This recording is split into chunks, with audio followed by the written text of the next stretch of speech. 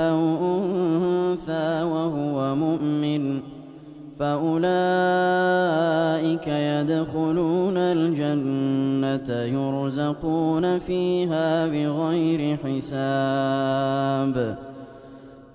ويا قوم ما لي أدعوكم إلى النجاة وتدعونني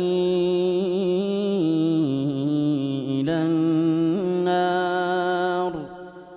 تدعونني لأكفر بالله وأشرك به ما ليس لي به علم وأنا أدعوكم إلى العزيز الغفار.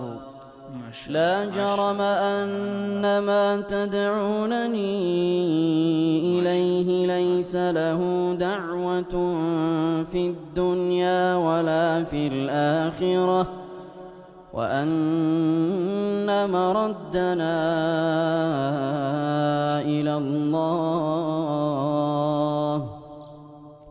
وأن المسرفين هم أصحاب النار. فستذكرون ما أقول